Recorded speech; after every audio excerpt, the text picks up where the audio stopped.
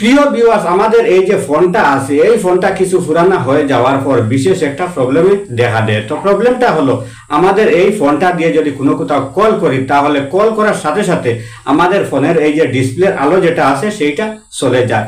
বা কেউ যদি কল করে আমাদের ফোনের মধ্যে ইনকামিং কল আসে, তো কল আসার সাথে সাথেও আমাদের এই ফোনের ডিসপ্লের আলোটা চলে যায়। তো এই প্রবলেমটা যদি আপনি ফোনের সেটিংসে গিয়ে অনেক গাটাগাটি করেন, তাহলে এই প্রবলেমটা সলভ হয় না। তো এই প্রবলেমটা কিসের জন্য হয়ে থাকে বা সেটা আপনি কিভাবে সলভ করবেন, আমার এই ভিডিওর মাধ্যমে দেখিয়ে দেব। ভিডিওটা শেষ পর্যন্ত কন্টিনিউ করবেন।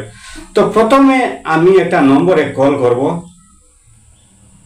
তো কল করার সাথে সাথে এখানে দেখতেছেন এই যে ফোনের ডিসপ্লের আলোটা চলে গেছে। এই দেখেন ফিরে এসেছে আলোটা, আবারও এই আলোটা চলে গেছে।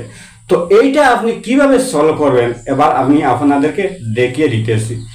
এই যে এখানে দেখতেছেন এই যে এই ফোনের স্পিকার যেটা আছে, এই ফোনের স্পিকারের মধ্যে আপনি কি করবেন, এই কল করার পর এই যে আমি কল করতেছি একটা নম্বরে। তো কল করার পর এই যে ফোনের স্পিকার আছে, এই স্পিকারটাতে আপনি কি করবেন, মুখের যে হাওয়া যেটা আছে, এই হাওয়াটা আপনি ভিতর দিকে টান দিবেন। আমি একবার টান দিয়ে আপনাদেরকে দেখিয়ে দেব। এই দেখেন, এই টান দেওয়ার সাথে সাথে এই আলোটা চলে এসেছে।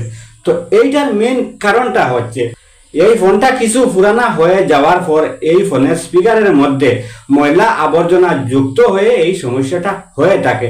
আর এইটা আপনি নিজেই সলভ করতে পারবেন। এই কল করার সাথে সাথে এই মুখ দিয়ে টানাটানির সমস্যা হয়ে যায়।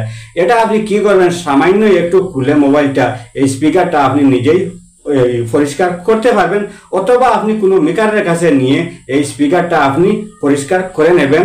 এই সমস্যাটা আপনার সলভ হয়ে যাবে।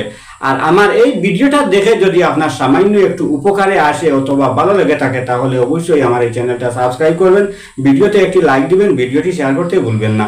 আজকের মতো বিদায় নিচ্ছি, আবার দেখা হবে নতুন কোনো ভিডিও নিয়ে। সেই পর্যন্ত ভালো থাকুন, সুস্থ থাকুন।